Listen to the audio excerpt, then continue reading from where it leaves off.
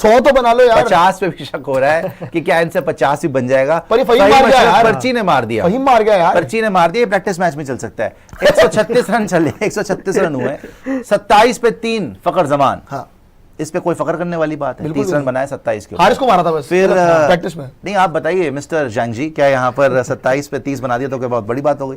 23 पे 41 फहीम अशरफ द पर्ची ऑफ नवाज शरीफ। इसने 136 स्कोर में 41 तो फहीम अशरफ किया, बाकी बना भी नहीं पाए।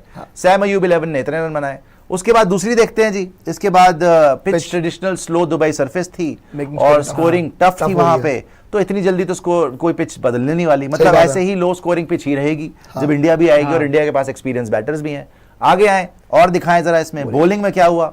सलमान 11, अबरार अहमद, ये अच्छा कर रहा है, इसने 3 विकेट ले ली। गर्दन में बल पड़ गया होगा, 3 विकेट 3 बार यूं कर रहा तो गर्दन का तो हश्र हो गया तो सुनने में आ रहा है ना, लगातार प्रैक्टिस में भी अच्छा कर रहा है, ये लगातार मैचेस में भी अच्छा कर रहा है। नहीं, ऐसी कंडीशंस मिले तो अच्छा करेगा ही ना। ऐसी कंडीशन में सुफियान हुकीम भी अच्छा कर रहा है, जिन कंडीशन में सैम अयूब 2-2 विकेट ले रहा है, तो ये टुच्चे मुच्चे बॉलर तो विकेट लेंगे। और स्पेशली क्योंकि आगे भी देखिए ना आप कौन है, आगे कोई बैटर तो है नहीं, ज्यादा से ज्यादा आप उनको खसियारे बोल सकते हैं कि वो मतलब वहां पे जाके जो है घसीटा राम उनका नाम रख सकते हैं कि घसीटा, वो वहां पे घसीट रहे हैं उनका, चल गया नहीं चला नहीं चला।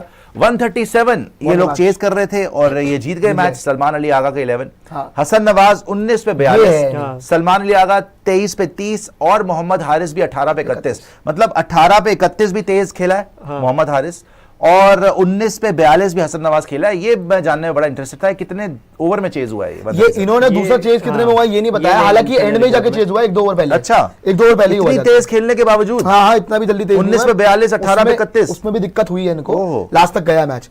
बट स्टिल मैं यही बोल रहा हूँ कि जहां तक ये मैचेस चल रहे हैं, जैसे इसमें मेरे को एक ही टेक अवे दिख रहा है, एक नहीं एक्चुअली 2-3 टेक अवेज दिख रहे हैं जी। पहली चीज, हसन नवाज बहुत अच्छी स्ट्राइक रेट से बैटिंग कर रहा है, जो ट्रेडिशनल पाकिस्तान की बैटिंग होती है टुक टुक टुक टुक, वो नहीं कर रहा है। मोहम्मद हारिस इवन वो भी ट्राई कर रहा है और साथ में इनके स्पिनर वो भी ठीक कर रहे हैं। तो कायदे की बात यह है कि इनके जो जितने भी पुराने प्लेयर है वही घटिया कर रहे हैं, बाकी सब ठीक कर रहे हैं जो नए नए लड़के हैं। इवन यार आप देखो वो मोहम्मद हारिस ने तो बाबर आजम का मजाक उड़ा दिया कल जाके, उससे पूछा गया कि क्या बाबर आजम को अपनी T20 स्टाइल की बैटिंग चेंज करनी चाहिए, तो उन्होंने बोला यस, तो उन्होंने बोला तेज खेलना चाहिए स्लो, तो उन्होंने बोला तेज, तो ऐसे बोल दिया भाई। ऑब्वियसली सवाल ही बेवकूफी का था, इससे ज्यादा स्लो खेलेगा तो पब्लिक पहली जूते मार रही है, ग्राउंड में उतर के मारना शुरू कर दिया यार। यंगस्टर ने बोल दिया यार, नहीं तो यंगस्टर ने क्या बोल दिया और क्या झूठ बोल दे वो, झूठ बोल दे कि बड़ा अच्छा प्लेयर है ड्रॉप हो गया, क्या बोलेगा वो? जब उसको पता है कि वो ड्रॉप फिर रहा है, उसको पता है कि वो टीम में भी नहीं है, और पता है क्या इनके भी दिलों में ये है कि ये जो है नेवले, ये इनकी जगह खा गए, ये सांप, ये नेवले, ये बिच्छू, ये जहरीले, ये युंग जी के आशिक, मतलब आपकी बात आ गई बीच में, सॉरी मैं भटक गया था, बैंकॉक जाने की बात कर रहा था। ये जो हैं, ये यहां पर जो है इनकी जगह खा के बैठे हुए थे।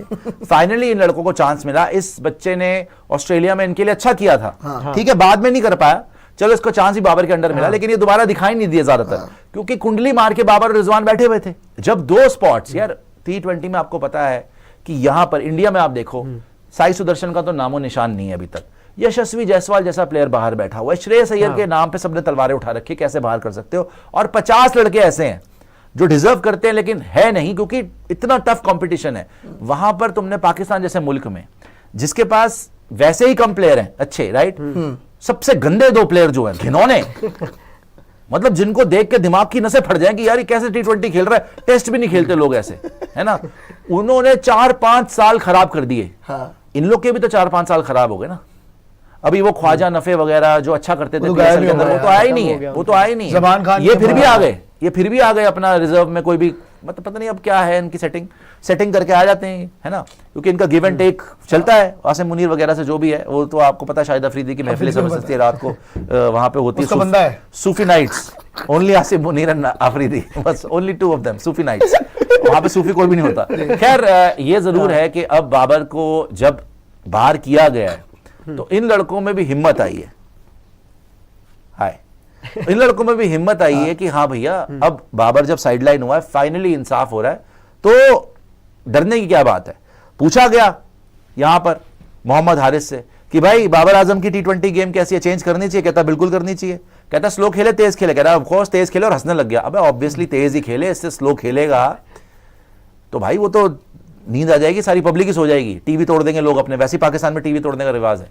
तो बिल्कुल ठीक पेला है वैसे एक्चुअली बाबर आजम को कौन नहीं पेल रहा भाई, बच्चे बच्चे पेल रहे बाबर आजम को आकिब जावेद ने पहले बोल दिया, उनके अभी जो बैठा हुआ है करता धरता पीसीबी का, कि अगर सीधे बल्ले से खेलना है T20 फिर तो खेलो ही मत, अगर टुक टुक ही करना है तो और करे, बनाए रन, आ जाए वापस। खैर आइए वापस आ जाइए, ये तो हमने देखा मोहम्मद हारिस ने क्या बोला, लेकिन हाँ ये इंटरेस्टिंग है कि इनसे 140 तक नहीं बन पा रहा, 130 के स्कोर बन रहे हैं, 150 रन तो मतलब मेरे ख्याल इनके फरिश्ते भी नहीं बना सकते।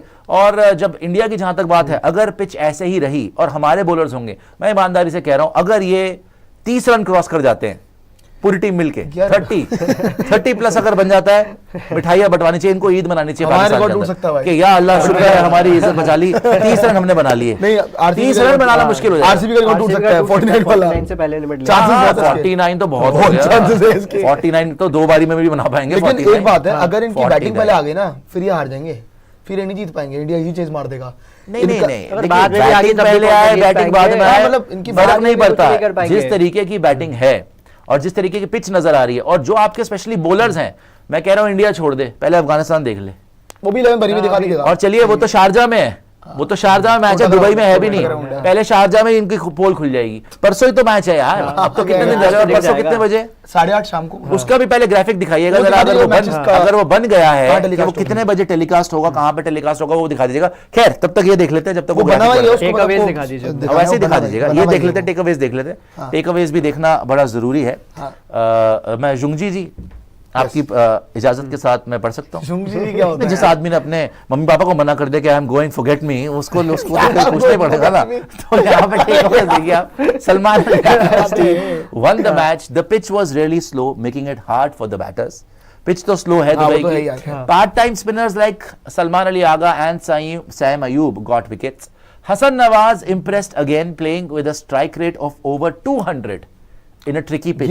ये वैसे इंप्रेसिव है बात ऑब्वियसली, कि जहां पे देखो जो मर्जी हो, जो मर्जी स्टैंडर्ड हो इनकी टीम का, जो मर्जी घिनौने चरित्र के लोग हों, जो मर्जी एवरेज बिलो एवरेज, मैं कह रहा हूं घटिया एकदम, ठीक है ना, जमीन के भी नीचे पाताल में धसे हुए इनके टैलेंट वाले लोग हों, मतलब इतना भी नहीं इनमें कि बल्ला पकड़ना भी नहीं आता, लेकिन फिर भी अगर ऐसी पिच है जहां सैम अयूब, सलमान अली आगा वगैरह ले रहे हैं विकेट्स और 150 भी नहीं बन पा रहा, 140 भी नहीं बन पा रहा, वहां पे दूसरों की स्ट्राइक रेट से खेलना एक अच्छा पॉजिटिव साइन है किसी भी यंगस्टर के लिए।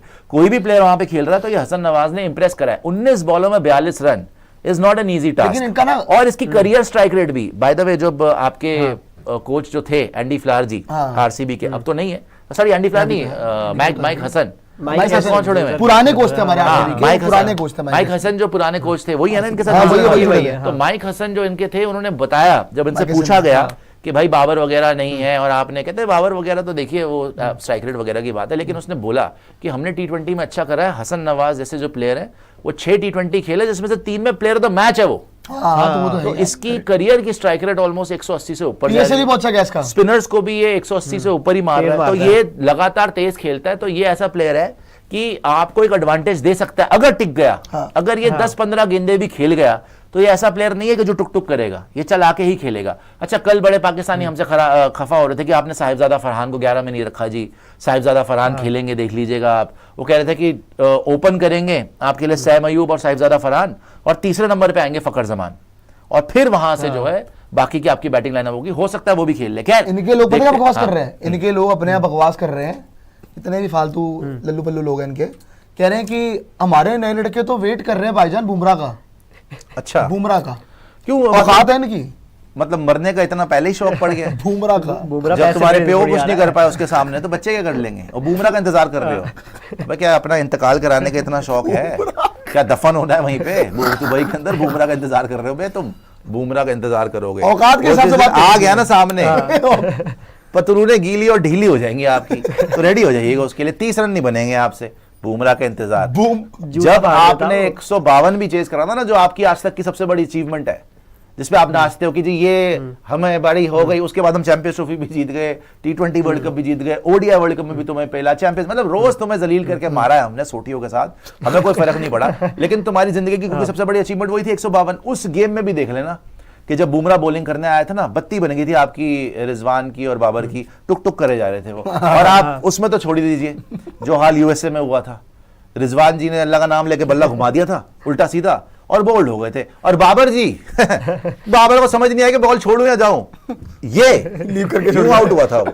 So, खैर इंग्लैंड में बुमराह का खेल तो रहा अपनी बुमराह का इंतजार कर रहे हैं देखिए, अपनी गंदी जबान से बुमराह का तो नाम निकाला ना करें आप, क्या है? बिकॉज वो तो घिनौनी एक हरकत हो जाएगी आपका। जाके ऑस्ट्रेलियन से पूछिए, जब हम हार भी गए थे इस बार बीजीटी, तब भी ऑस्ट्रेलियंस बोल रहे थे कि भाई Bumrah player of the series था वहां पे, जिस तरीके से बॉलिंग कराई वो अलग लेवल का बॉलर है। पहले तो राशिद संभाल लो यार, Again साल बोल का रहा हूं। पहले अभी राशिद उससे संभाल लो। पहले पर्सनालिटी के हिसाब से बात करा पर्सनालिटी के हिसाब से आप सिवाय हमारे आकाश पांडे से ऊपर बात नहीं कर सकते बॉलिंग वाइज।